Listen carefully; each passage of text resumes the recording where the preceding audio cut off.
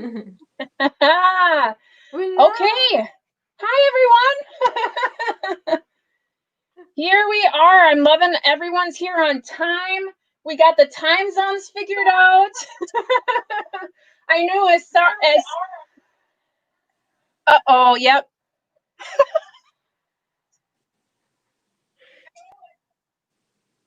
It's echoing. Do you have a Did you hear that, Christy? I can. Can you hear me now, though? Yes. So that's why they make you have these on. There you go.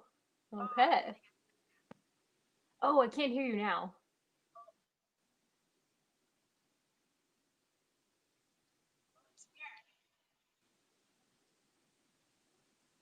Oh, that's really weird. Okay, so I can hear you, Christy. Can you hear me? Well, sort of.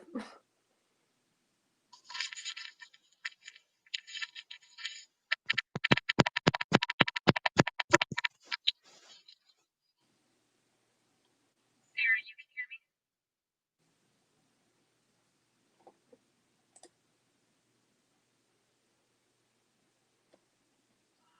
See, I have a playback.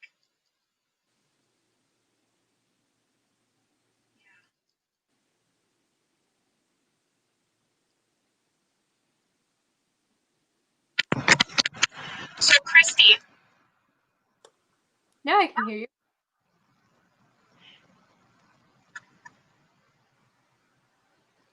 Did you hear that, though? I can hear you speaking. I'm not hearing Okay, so on my computer, when I speak and you speak, and then there's like a two-second delay, and then I hear it all come back again. Oh, you know what? That'll work. I had YouTube open. Oh, there you go. I had YouTube open on my browser. Oh my gosh, guys. Here, Christy and I thought we had all the kinks figured out, and Danny just doesn't know how to close her browser. Welcome to the readalong! I'm glad we figured that out. Hello, everyone. Hello. I see there's a ton of you here. Hello, Angie and Sarah and Deborah and Victoria, Ruby, everyone. Hello. Yes, it is 1 o'clock my time. Christy, what time is it by you? It's 11 a.m. Okay. Angie, I know you are in the UK, so it's probably evening time for you. So I'm thankful for everyone who is here and the time that you are here. I apologize for those technical difficulties. I forgot that I had multiple tabs open on my browser, so I was hearing a kickback. It was really weird because there's a delay from when I'm speaking to when you guys are speaking. So, okay. So, Christy. Yes. Welcome. Yes, thank you.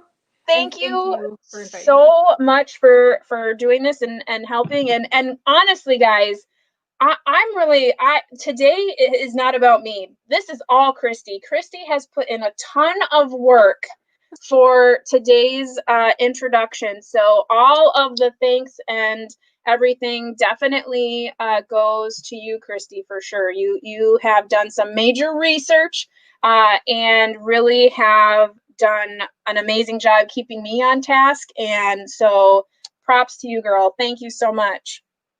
Thank you so much. That was unexpected. I feel like you've done all the work. I've just been reading, which I love to do anyway. So thank you for setting all this up. Oh, absolutely. It's my pleasure. I just really get excited about people coming together and wanting to read, and especially reading something so challenging and profound. I mean, we have a ton of people just really excited to read this. So, I mean, big props to everyone reading.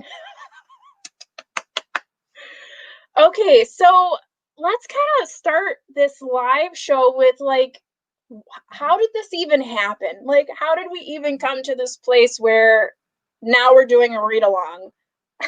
Which it kind of came about because of another live show. I think I was talking in, like, trying to get subscriber recommendations for books to read. And I had mentioned that I had a different Dostoevsky, and I was like, oh, so Christy, if you want to read this with me, and you're like, yeah. And then someone else was like, yeah. And like another one and another one. And I'm like, do you guys just want to all read together? And then all of a sudden it became a read along.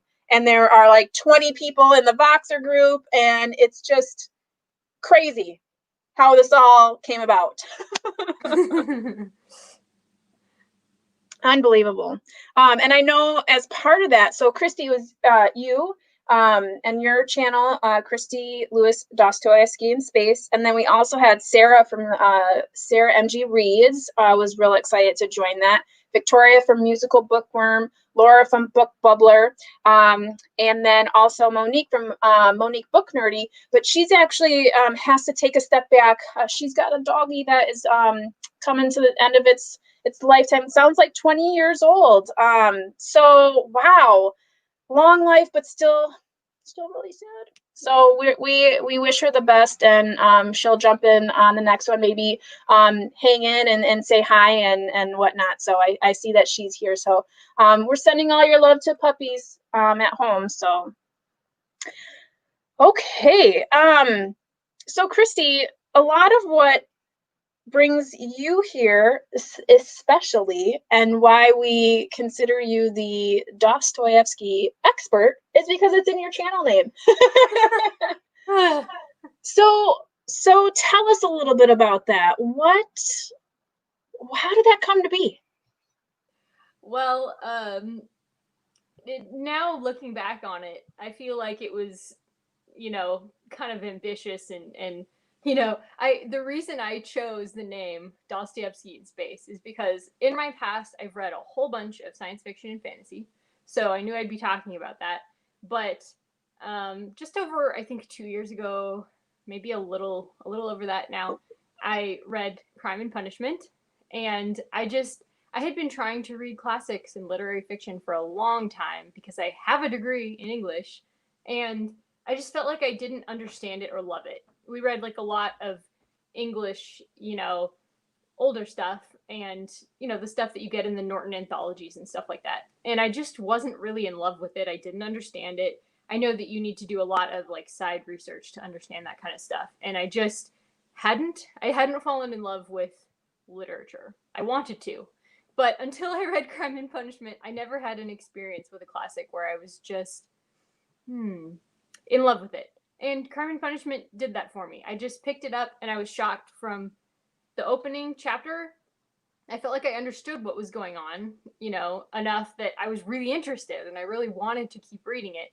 And it read like a thriller for me and I couldn't put it down and I was excited to read it every night. And that for me was such a new experience with a classic. And Crime and Punishment has a really in-depth psychological and philosophical appeal, and it was completely the perfect thing to get me into classics, and I love it, and I've never loved a book more than this one. So it means a lot to me. It was like a gateway classic for me. Okay. So that was the name. Yeah. And I think too with Dostoevsky, I mean, I'm trying to think back because I also have an English degree, and I don't think we ever had to read anything by him. So for me, when I, got to know you and your channel, I was like, Dostoevsky in Space. I'm guessing what she's doing is she's connecting classics and science. And then so as I got to know your channel, it became more clear. So I think a lot of times we all have those stories of beginning of what book really drew us into kind of the rest of our life and our reading journeys, I guess. So I think that's really cool that you actually integrated that into your channel name, because a lot of us, I know for me, like I was like, I don't know what to name my channel. My nickname's Spenelli, so Spenelli Speaks sounds good to me. Oh my goodness. And I know I always look when I subscribe to other people's channels, I'm like, oh, your name is so good.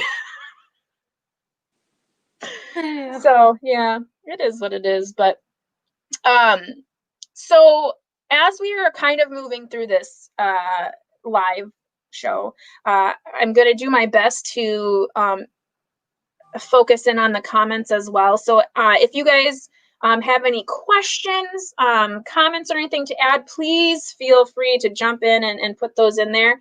And I will touch base on those as I can. We're going to kind of go through a couple of things that we thought were really important to start your reading. And I know a lot of you have started already, and I'm like feeling really behind, like, oh my gosh, should I start already? So we are going to do that a little bit. I wanted to point out, which is so amazing about this read along, is we literally have people from all over the world reading this book with us right now. We have people from the United States. We have people from the United Kingdom. We have a reader in Hong Kong. We have readers in Australia. I mean, we have readers from everywhere. So this is a global read along. So thank you everyone for joining us. And if you're watching this in replay, thank you for taking the time to sit down and watch this, because from where I'm sitting, this is probably going to be at least an hour long. So, Christy, let's move into some. Oh, we got someone from Canada. Let's move into what we should really know about Dostoevsky and Crime and Punishment before we really dive into reading it. Okay, so, well, first of all, you don't have to, as you can tell by my story, you don't have to be like a super well-read person to enjoy it. It's really something that, especially if you're reading with a group like this, it's going to be something that's more accessible than I think some classics would be. But there are like just a few little barriers that it's really helpful if you understand as you're going into it. One of those things is the names. Now, was it Ruby who shared her picture? I think it was Jenna, and Jenna has the same.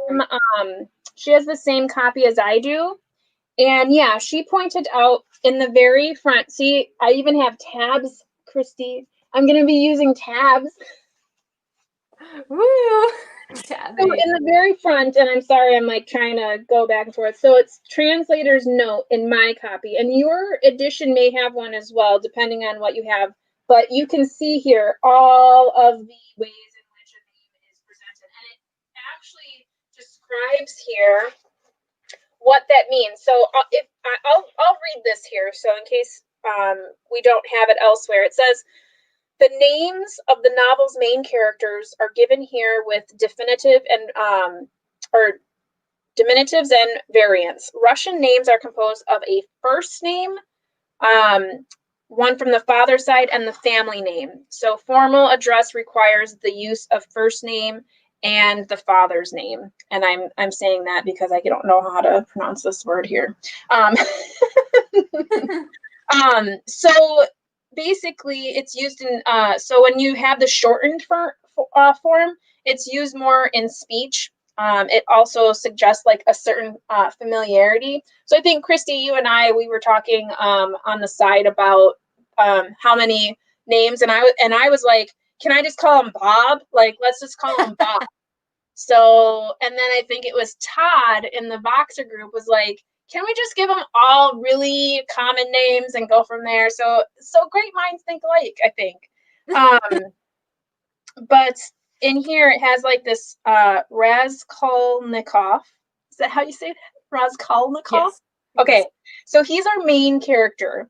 And he has a couple of different ways in which, so it's Rodion Romanovich, Romanich, Radya, and Radka. So that's 1, 2, 3, 4, 5, 6 different variations of his name. Yeah. Bob. When I read it, I'm going to hear Bob. And then it does have quite a few other names listed here. I'm fairly certain, everyone, in our world of technology, that if you look this up on Google, like Crime and Punishment Russian names, you may even be able to find this exact piece on there. And I do believe Jenna, for those of you in the Voxer group, she did take a picture, like a little snapshot, and she put it right into the Voxer group. So feel free to jump on there. I can always try to get it somehow too, and maybe get it in there as well. So you can consider maybe making like a key, like a little key bookmark out of it, at least for, you know, Raskolnikov. If you can keep track of Raskolnikov, that's the most important thing. Yeah, he's probably... You'll grow more familiar with them as you go through the book, because their characters are very strong and distinctive. But for the beginning, especially, just keeping track of the 6 different names of Raskolnikov will help. I always got confused when they kept referring to Rodion and then Roman, and it was just like, is this the same person? You know, so yeah. Well, and I think what is the most confusing, and I'm sorry my lighting keeps changing. I don't know why it's doing that.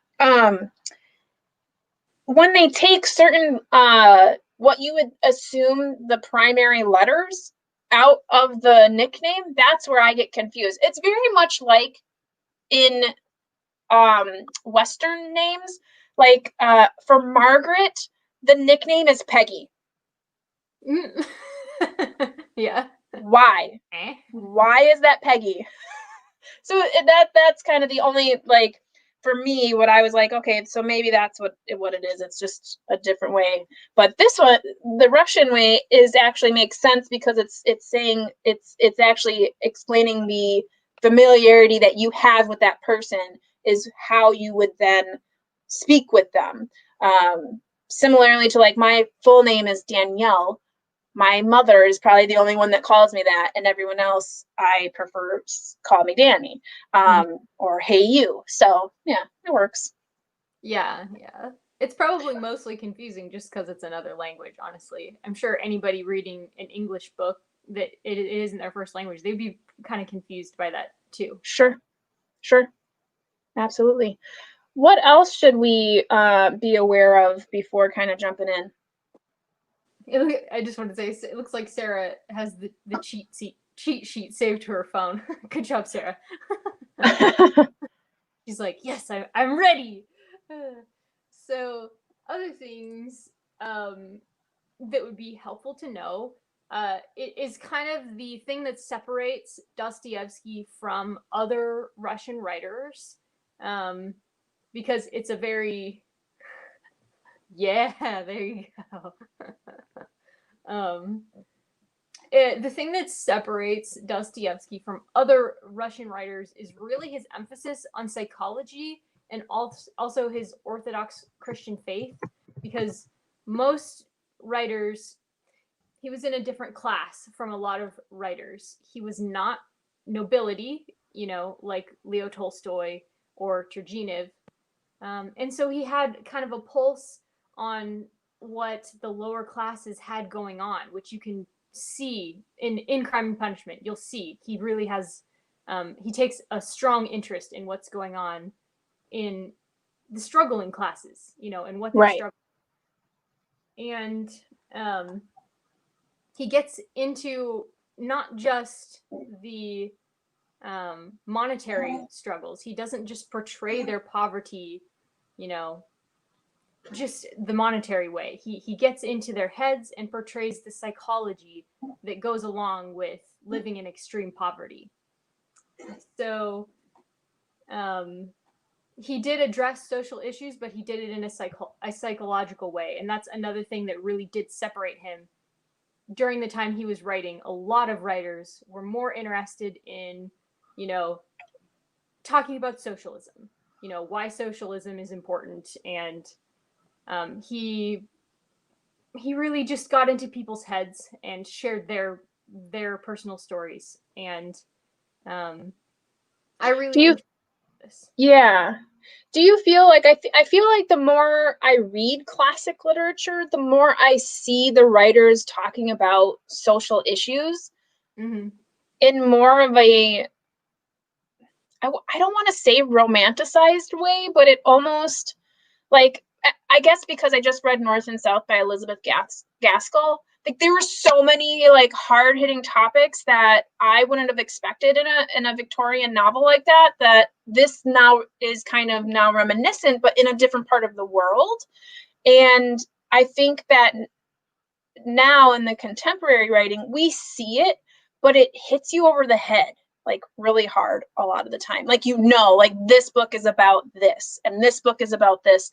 Whereas the classics, I feel like they were pretty,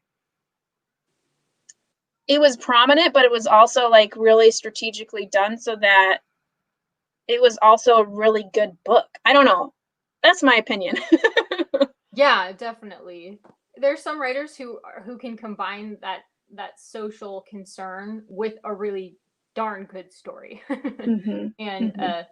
Dostoevsky definitely does that, in my opinion. Yeah. He wasn't promoting a particular political kind of ideology in his work, although he definitely had one, but he was also a journalist, so that kind of, he scratched that itch as a journalist. Right. I think we see that with Hemingway a lot too, because Hemingway was also a journalist, and covered a lot of wartime, issues or movements. So I think we see a lot of that within his writing. But what are some of the movements that you think really come out of this one in Crime and Punishment? Okay, so Dostoevsky was born in 1821, and he was writing this book in like the 60s, so the Russian Revolution wasn't until 1917, but there were still a lot of kind of rumblings, revolutionary rumblings going on when he wrote Crime and Punishment. Leading up to that point, in his college years, he was really into romanticism, which is, yes,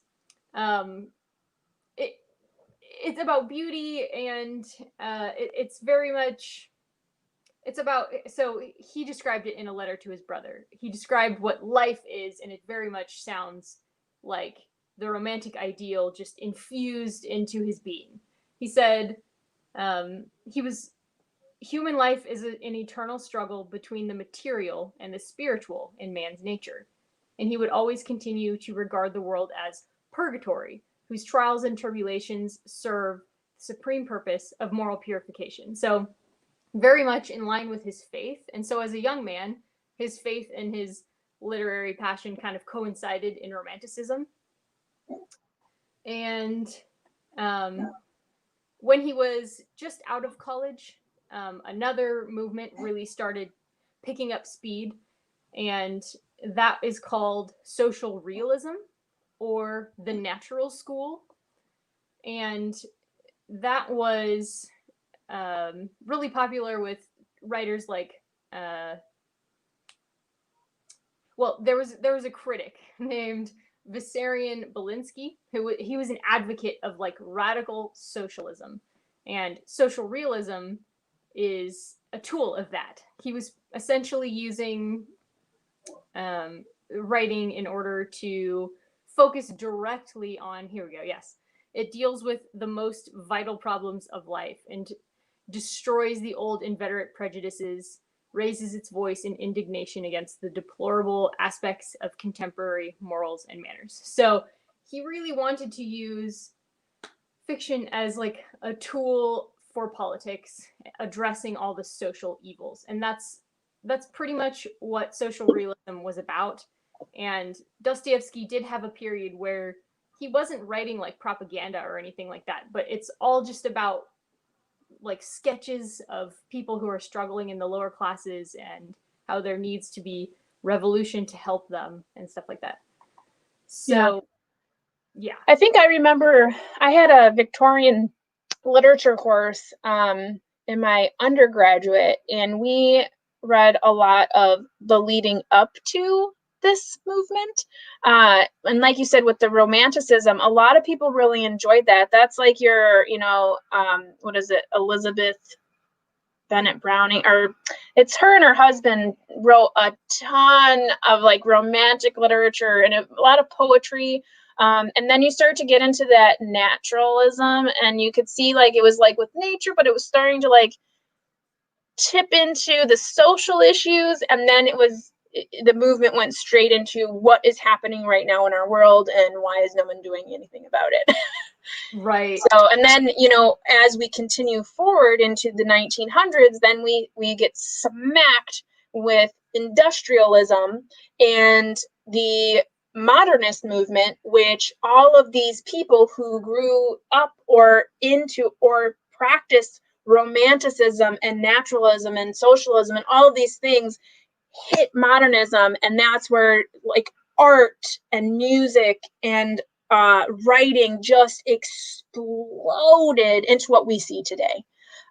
So I think as you're reading classics and you're understanding classics, it's not just reading the book, it's understanding what was happening in the world, because what was happening in the world had a huge impact on how these novels were written, how art was interpreted. I know like Picasso is a huge example. I remember when we were kids, we learned about Picasso, like small kids when we're learning colors, because Picasso was part of a movement called Cubism. And I'm like totally going off in a weird tangent here, but it's funny because as children, we learn about certain classic people in our history. And the fact of the matter is Picasso was part of the modernist movement, where the world around him was causing him to create this art that wasn't clear because his world wasn't clear. His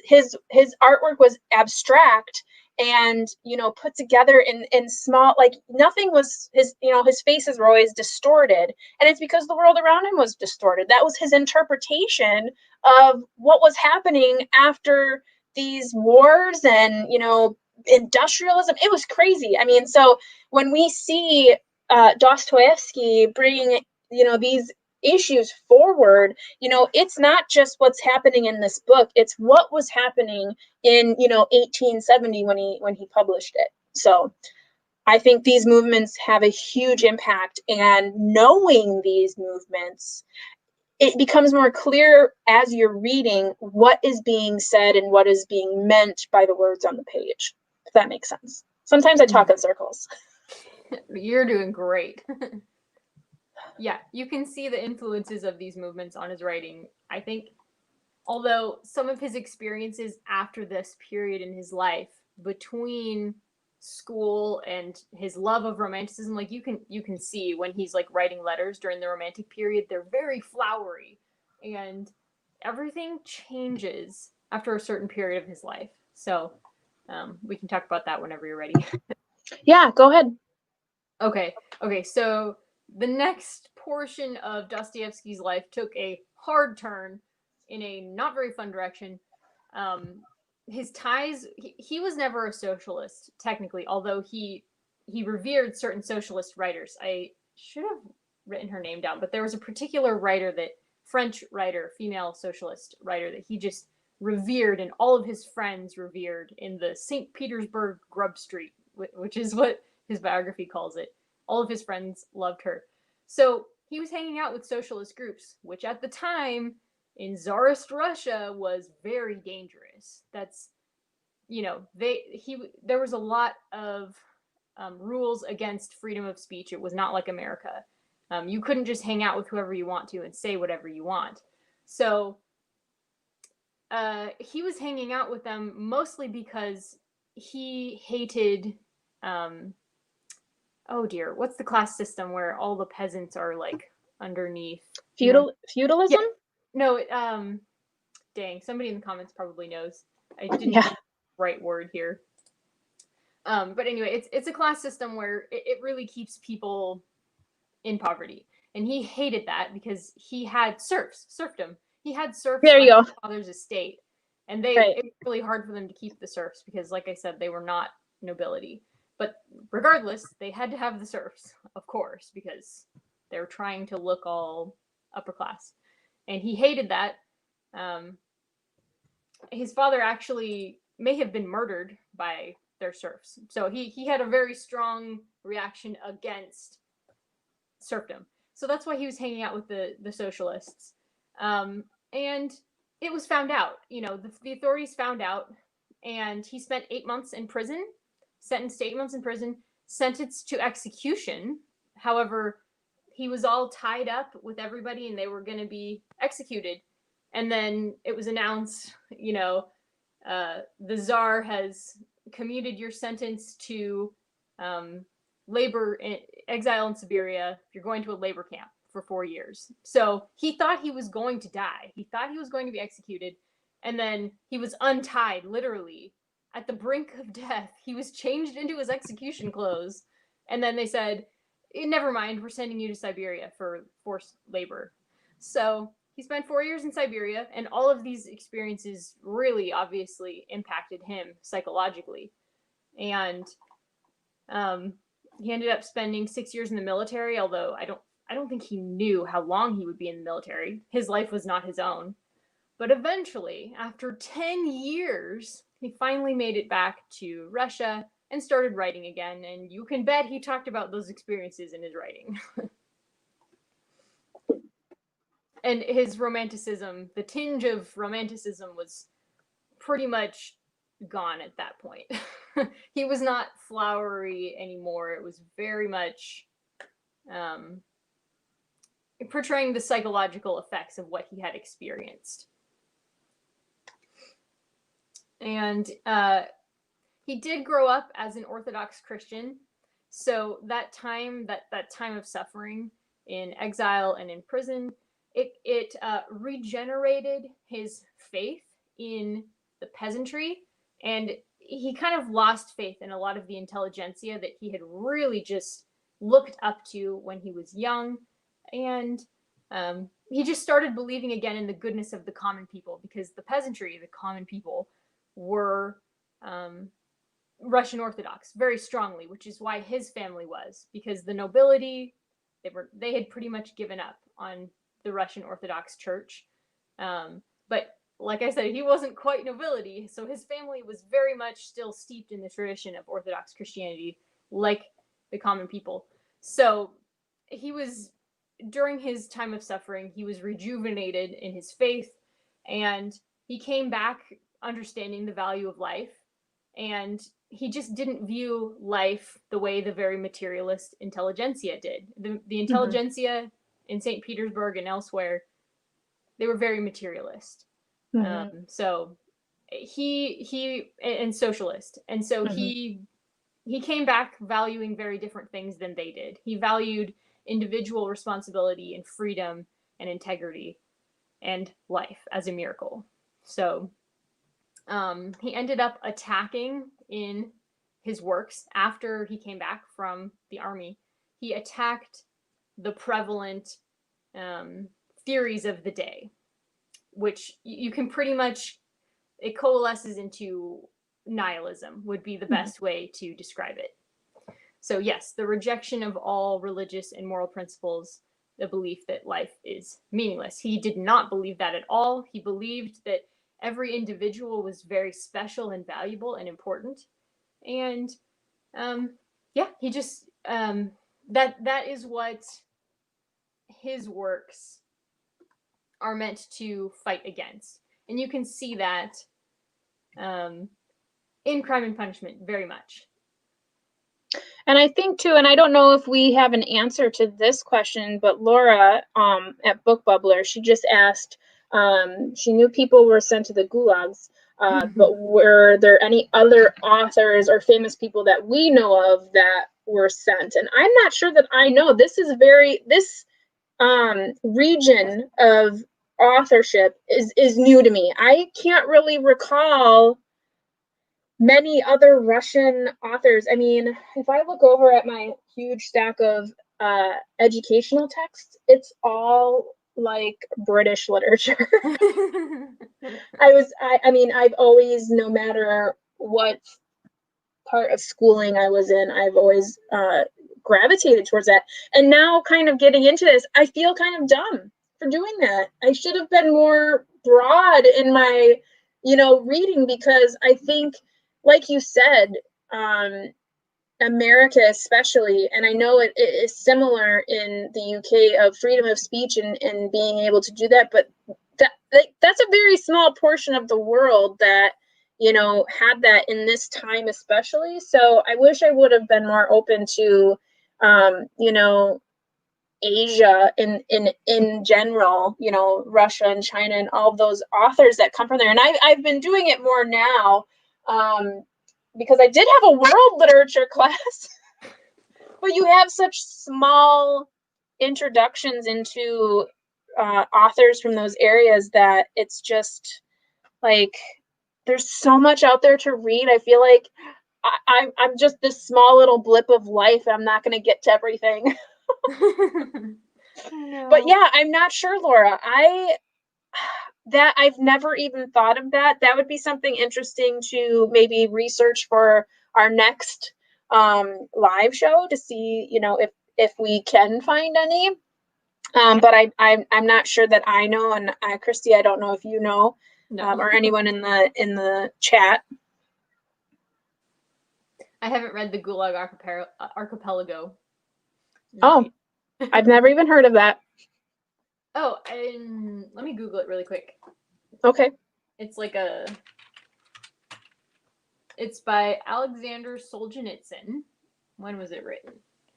Oh, yep. Sorcerer's Apprentice reads just. Oh, yeah. Solzhenitsyn. Yeah. Mm-hmm.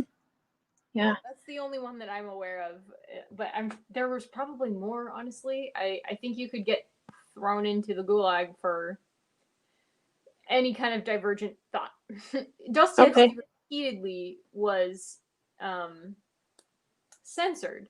Allie mentioned in one of her Voxer things, and censorship was definitely a problem that he had to deal with, and he was totally against it, including the nihilists. The Tsar hated nihilism. He tried to suppress it in the writings, and Dostoevsky was like, no, young people need to be able to express their thoughts, you know, and then I will destroy them, you know.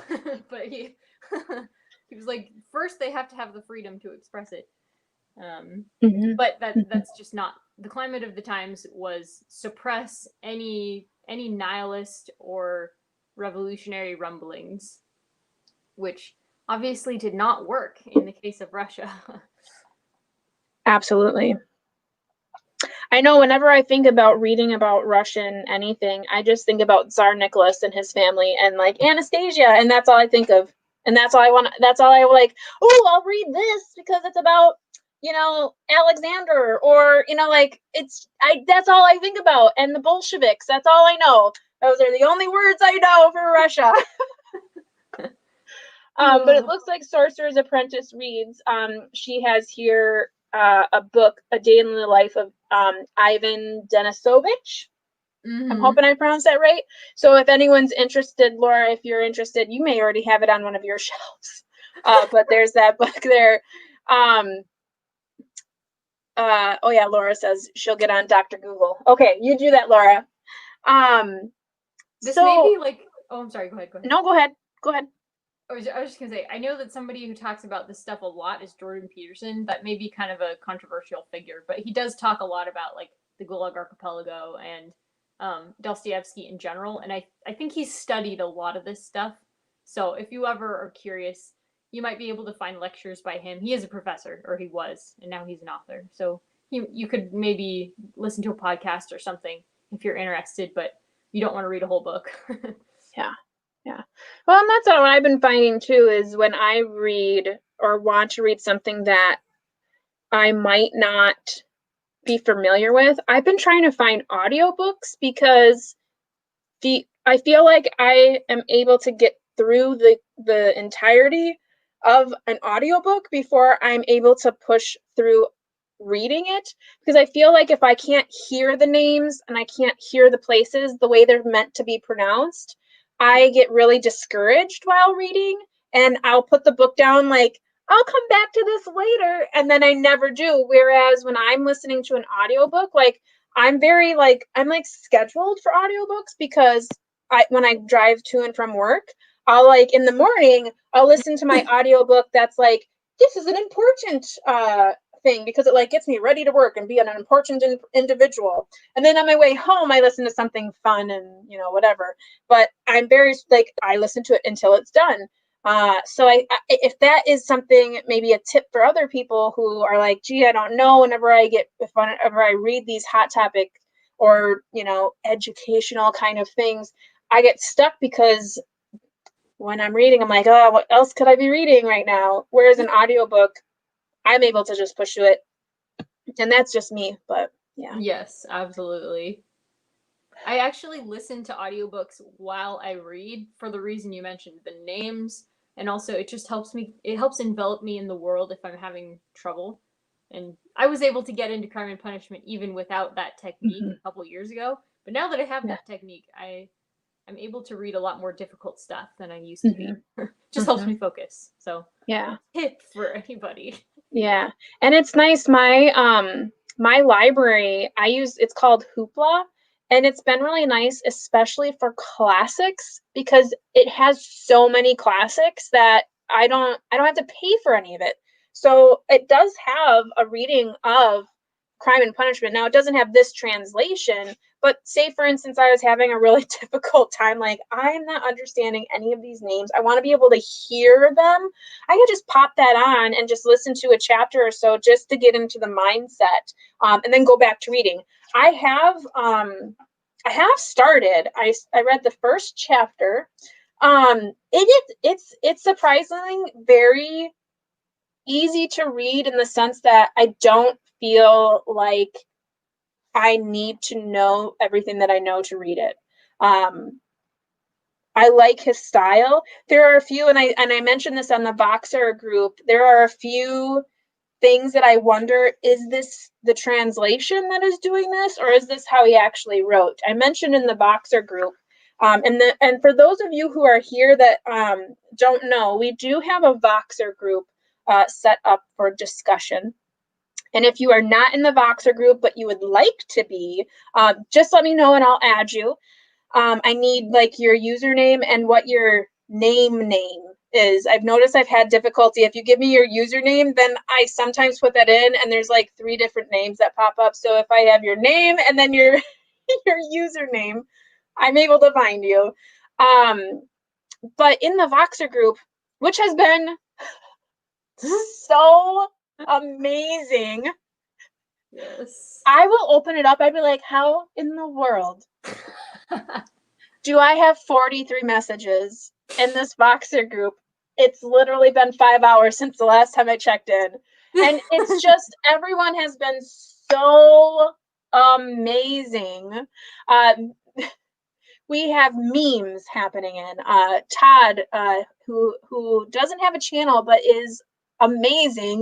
He has found so many like Russian or Dostoevsky memes to put in the Voxer group, which has really made this more like touchable. Like, I feel like we have the capability to really feel like we don't have to be scholars in order to read this book. By having those fun little things, it's just, you know, so nice to be able to just like have fun. And we're just talking about it. And, you know, a lot of people have already started reading and like are so far. And I'm like, the next thing isn't until the 14th of September. Like, we only have to read up to part 1, everyone. But I'm loving it because so I haven't even been able to read half of the stuff because, again, I've only read chapter 1. So I'm like, don't want any spoilers. But everyone seems to be doing great and having a fun time. So yeah, Victoria, scholars like memes too. Victoria is a scholar. Yeah. I was going somewhere with that whole thing and I got stuck on memes. But yeah, so if you're interested in the Voxer group, we've really been able to talk about that there, get a little bit of understanding, ask each other questions, which has been really great. So if you're interested in that, you just let me know and I can add you for sure. And the translation that I'm reading it doesn't have to be the same one that you're reading. I'm not sure. Are you reading the same translation, Christy? You know, I've been going back and forth now after shucks. I don't remember who. Somebody was talking about the Constance Garnett translation, and there was a little bit of a debate. So I'm still deciding. I'm reading the first part in both translations to decide which one I want to stick with. So yeah, I think it was Kieran who at his channel is Katie Books. He just had a baby, so he might not be joining us till closer to the end. But he was mentioning the differences between the two translations that he thought were most popular. The one that we're reading here, and then there's another one that he thought was more political, like it was translated a little bit more political. So I'm fine with this one because I don't know any different. So for me, it's just like, whatever. I don't know what the difference is. But like Jenna was pointing out, there's a lot of ellipses in this. Oh, that's what I was going to say. I mentioned in the Voxer. So for my translation, the things that I'm noticing is like, for like street names or roads, it'll have like the first and last letter of it, and then the middle is just a line, like a flat line. Mm-hmm. And then throughout the chapter there are a ton of ellipses. Like you'll just be going through and all of a sudden it'll be ellipsy, and it's more so I think in the dialogue. So I'm wondering if they're the translators were maybe didn't know what the word would be and just maybe put the ellipse in. I don't know. Yeah, there was discussion about that. Somebody put a picture of what their book said on that. But that's I don't think I saw that because I've been skipping a lot of those so that because I'm not sure where I am in like reading. So okay. Yeah. We'll look at it and get back to y'all. Yeah. And there's no right or wrong answer as we're reading here. We're not reading this together to like a course, like you would in a class. We're here for fun, but we figured we'd give you a few pointers as we go through. So as we are kind of connecting through the rest of our read along, the next group is going to be for part 1, which is going to be on September 14th at 8 p.m. That is Central Standard Time.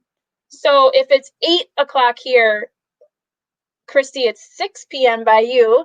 Mm-hmm. And if it's Eastern time, I think that means it's later. So it would be 9 p.m. for Eastern.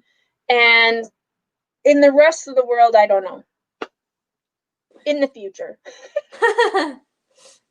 So I think for Ange, it's in the middle of the night. And yeah. Well, that's why I love that you did them at different times. Yeah. I really wanted to make sure that no matter where in the world you were, you might be able to come to one of them live. The other thing I wanted to mention for the next part. So there are going to be 4 people in that one. So it'll be myself and Christy, you again, of course. And then Sarah, and I noticed, Sarah, that I've already messed up your name here. Let me fix that for you. Sorry, Sarah. Yeah, I have a friend named Sarah, and I always do that. I always end up spelling everyone with Sarah wrong. But so it'll be myself, Christy, Sarah, and Laura from Book Bubbler. It'll be the 4 of us on Monday night, which will be the 14th, and it's just up through part 1. So in my translation, that's about 90 pages. There's chapters within those pages. Obviously, through the Voxer, we will still communicate. If you are in the Voxer, before you do your voice message, always put a little text right beforehand, just saying read through a certain chapter so that whomever may be coming to listen to that, if, say, for instance, you read through chapter 4 and they haven't yet read through chapter 4, they have that little bit of a spoiler so that they know not to listen to it. I've been really good about, like, I'll start listening to a thing and someone will start saying, like, oh, something about chapter 2. I'm like, oh, not listening to this one. So there is that as well. I think I just saw Jeanette just got in here. Jeanette, did you just join us? I know the time zone thing is so bizarre. I'm so sorry. Yeah, 2 a.m. for you, Angie. Yep. Oh, Shelly, thank you. That's really yeah. We are very thankful, and all of the lives will be on this channel here. But in the description, I will always make sure that I put down all of the hosts' channel names. So make sure that you are jumping over to their channels. Everyone that has been participating in this has been so amazing. I mean, it's just been awesome to collaborate with a group of people who are all so equally, inclusive and want to talk about books and share that with other people. So please do make sure you're jumping over to Christy's channel. She has really great content. I mean, she is amazing. I can't believe the amount of work you've put into this, and really you have just done so much more than I mean, I'm just an organized person. So to me, this is just like, okay, like, here you go. And, so thank you for everyone in your kind words, but really, I mean, the Voxer stuff was cracking me up with, all the little Danny jokes and, what I'm going to do. And thank you very much. I very, very much appreciate the little monsters I've created in that Voxer group. But truthfully, I this is like second nature to me. So I'm just so happy that I can put this together for everyone and get everyone together and chat about a book. I am super excited to do this again. Like, we've just started and I'm like, oh, what book can we do next? Because it's just so fun to have people come together. I mean, that is, people talk about escaping into a book and reading about a world that is separate from your own. And I like to escape into a world where people come together to talk about that world, to talk about that book. So BookTube has been like my saving grace, even before, COVID and we're stuck at home and all those things. I mean, I started my channel in November of last year. So this platform has been just so exhilarating. I just have been so thankful for the community and the family that I've really found here. So yeah, let's turn it over to our viewers here, to our subscribers, and what questions do you guys have? What do we want to end our live here with? What do you guys want to chat about? Tell us. Hi, Jeanette. Great honeymoon conversation. Yeah, my fiance really doesn't read all that much. He might read one book a year. I don't think he's read anything this year. It's just not his thing, and that's okay. Same. Kev likes to read. Danny jokes. Those were so great. Oh my gosh. Yeah. Kev likes to read like sports stuff. So when he does read a book, I'm like, oh, that's great, but I'm not going to join you on that one. Yeah, the stuff that Aaron reads, I'm just like, I'm good. Yeah. It's like, see, I like fantasy, but when I think of fantasy, I think about like witches and like vampires and like that kind of stuff. He's reading like R.A. Salvatore. And I'm like, that's like epic fantasy. That's like really not my thing. But it's really cool. I'm like, no. No, it's not. Has he read Harry Potter at all? No. Okay. We're listening to I have, like, several times. Yeah. But, yeah. Oh, I have read a few things by Dostoevsky. Not that many, though, my name makes me feel like such an imposter, because I haven't actually read that much Dostoevsky. It's just that everything he read was revelatory to me. So, I read Notes from the Underground, and I have a beautiful copy over there that I'm not going to grab, but that one is a lot less accessible than Crime and Punishment, but it's almost like a foundational text for Crime and Punishment. It's very good. Yes, the nihilism is strong in that one. That sounded very Star Wars. Yeah, that was Star Wars. Was that a thing? Oh! Yeah. You can tell. I'm like, I think that's a reference. Yeah. Oh, man. It was fascinating. It took me a while to understand, but fascinating. Oh, Tolstoy is wonderful as well. I feel like he is more... I haven't read any of his long stuff, so I can't really compare. I think for me, when it comes to Tolstoy,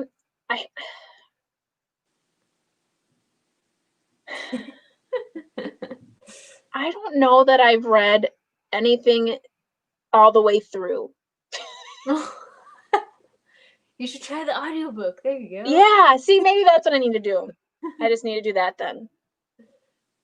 So. I've read The Death of Ivan Ilyich by Tolstoy, and until I read Crime and Punishment, it was my favorite thing ever. But it's very grim. It's Crime and Punishment, although grim, is not quite as grim as The Death of Ivan Ilyich. The Death of Ivan Ilyich, I think is what it's called. Yeah. Oh man, I want to read that so bad, Victoria.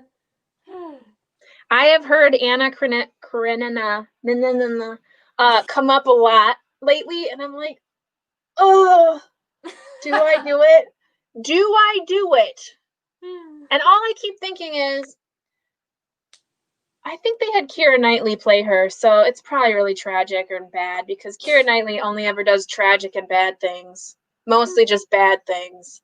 But here's something that I did learn about introductions to books. Now, Christy, here's a question for you. Do you read the introduction to a book? Usually not until afterwards. Me too. I'll start it, but it totally spoils the whole plot. So, and it tries to tell you what it means too a lot of times, and I'm like, I don't want you to spoon feed me. I want to read it first, and then I'll hear what you thought about it. So, yes.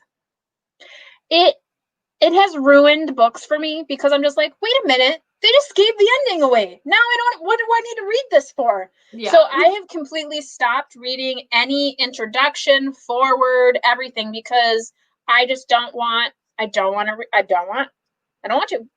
Right. So I have not read the forward to this one, because I don't know what's in it, but I'll usually go backwards and I'll read it afterward. Here's one from Carolyn. See, the philosophizing about religion is one of my favorite things that Dostoevsky does. So, sounds like it's right up my alley, but maybe... The thing I love about Crime and Punishment is you're so much in one guy's head that even though there's a lot of philosophizing and stuff about religion, you're also following one guy very closely in his psychology. And like I said, it reads like a thriller. There's like mystery threads in there, and I feel like there's just a lot to like, even if you're not there for the religion and the philosophizing. I think too, that is probably what drew me into like getting excited about reading this one, because I think it was Victoria who was the only person to think about reading the back of the book for her announcement video, and I was like, oh, what is this book about? Like, I was watching her video, like, la la la, I'm gonna watch her announcement video, and all of a sudden she's like, so this is what it's about. And I was like, Yeah. What is it about? I know. And I was like, oh, I'm really excited to read this now, because I don't read the backs of books. Like, typically the only time you will see me read the back of a book is if I'm doing my TBR and I'm like, this is what this book's about. And sometimes I'm like, that's gonna be interesting. Yeah. Because I never read them. I just I want to be excited about it. The back of that book was real spoilery, but I'm glad it got I've already forgotten it, so. Oh, good. Yeah. I just know it's about some guy that has 6 different names. Yep. Laura, she's gotten into Cliff Notes and Bloom's Notes. I've not heard of Bloom. Me neither, actually. Is that new, Laura? I've never heard of that. That is totally not cheating and absolutely allowed. I used to go on to Spark Notes all the time. Because like when I was doing my master's degree, we'd be doing things and I'd read something and I'd be like, I didn't get anything out of that. So I would go to Spark's Notes and I'd be like, oh, that's what that was supposed to mean. I did not see that. And so it would help me go, okay, so that I could answer the discussion board question in a way that, like, I could go back and be like, oh, that was supposed to represent death. So when I read that whole chapter, I was supposed to think about death. And in my head, I'm like, why do they keep talking about things dying? Like, okay, big deal. And then I was like, oh, thanks, Sparks Notes, because now I can answer this question properly. So I'm a huge proponent about using any resources you can. I mean, back in the day, you had to go to the library and find an encyclopedia and open that up and try to find stuff. Now you can just Google it. So whatever. Definitely. There we go. Bob. Everyone in the book can be either Bob or Bobette. Here we go, Shelley.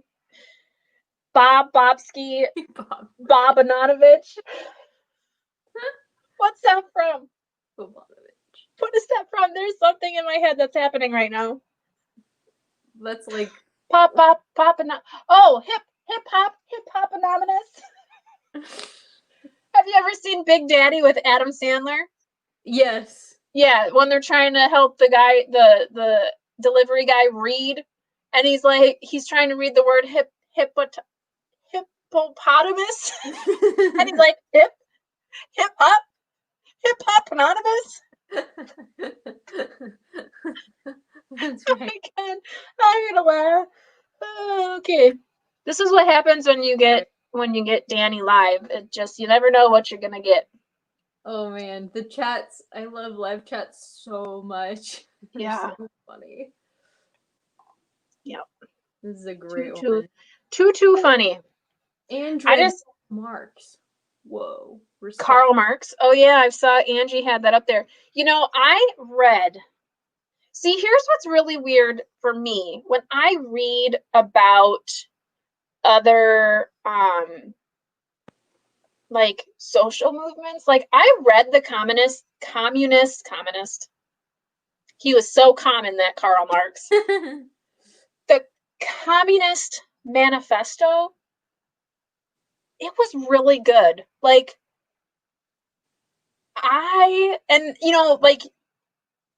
that's kind of scary saying that, like, oh, it's really good. It's about communism. But I mean, if you really read it and you really look at the true thought process behind it, some of it's like, that really makes sense. But it's the way in which people do it that it's like, what are you doing? That's not right. Like, you can't do that. But when you read the Communist Manifesto, there's so many pieces in that you're like, that makes sense. That sounds about right. Are you into political philosophy?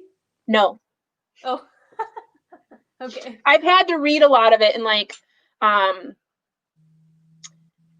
lot of the movement classes that I've been in, and like philosophy and that kind of stuff. Psychology we had to read. Like Immanuel Kant has a lot of social stuff.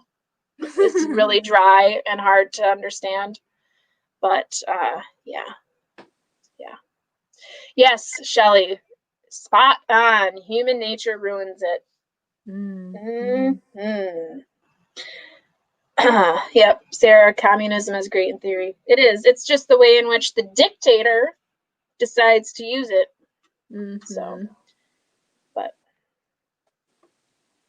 So any other questions related to the actual read along? Good old Danny, always getting off topic. Christy, what else are you reading this month? Boy, what else am I reading? I'm reading Words of Radiance for Stormalong, which Yep. I wanted to say too that I think Victoria might have been the only one who described what the Way of Kings was about when we started Stormalong. Like, oh boy, her videos.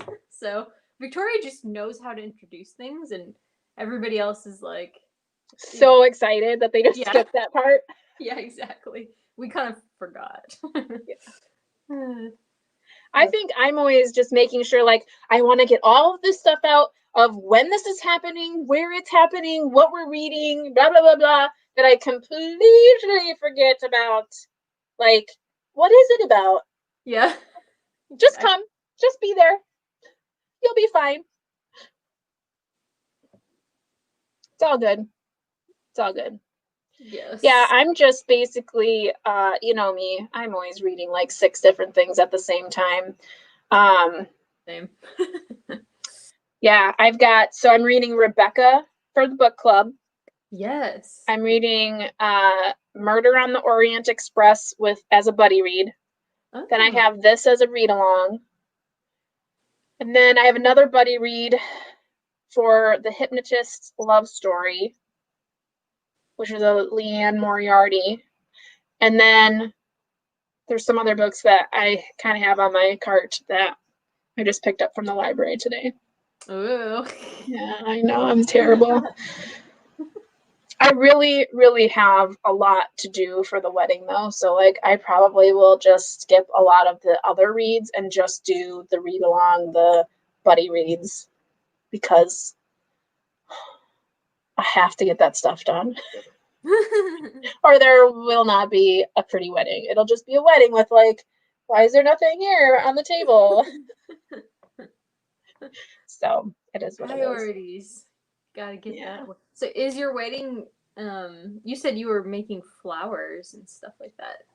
Yeah, I'm making just about everything. So last weekend I made all of the boutonnieres and corsages that were needing to be done.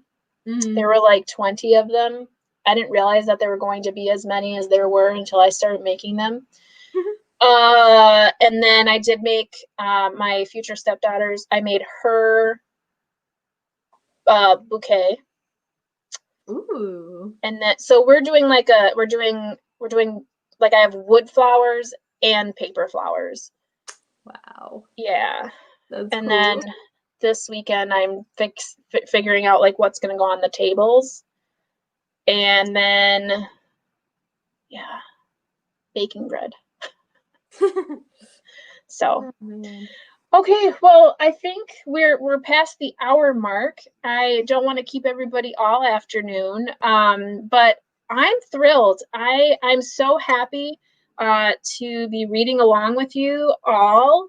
Again, if you want to get into the Voxer group, please feel free to send me your username and name that is in Voxer.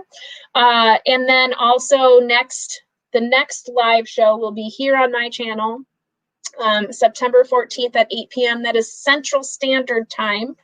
And that'll be with Christy, myself, Sarah, and Laura. For those of you who are going to be hosting with that, I will connect with you through our separate Voxer group because we'll want to do a test so that we can not have the technical problems that I had in the beginning of this one. Ay. But yeah, anything else that we should let anyone know before we head out today, Christy? I don't think so. I think we covered everything I can think of anyway. Okay. Anything from our commenters? Looks like everyone is doing okay. Yeah. Thank you guys too. They're all saying thank you. Oh my gosh. Thank you all for being so kind and so awesome and joining us. It's so nice to actually have people here. I know sometimes when I do my book club stuff, I'm the only one talking to myself, and I just have to go through it and be like, this is what we're talking about today. So it's so nice to have that. And Christy, again, I have to thank you so much. You did so much work on helping us understand our author a little bit better and our book a little bit better. And I'm sure we'll have many more questions for you in the future. So I truly appreciate the time and effort you're putting into this. Absolutely. This is such a treat for me. I literally need something like this to make me buckle down and really study something. So this is wonderful. Quite a treat for me, honestly. Okay, well, I think we'll end it there. Thank you, everyone, for joining us. We will see you mid-September, so September 14th. And if you're in the Voxer, I'm sure we will chat with you a little bit later. But until next time, see you later. Bye, guys. Oh, Carolyn has one last thing. Oh. Let's see what she said here. Just want to pace the read along helpful. Yeah, absolutely. Yeah, this isn't something we can just blast through. That's for sure. Yes. That's for sure. Well, thanks, everyone. Have a good one, and take care, and we'll see you next time. Bye.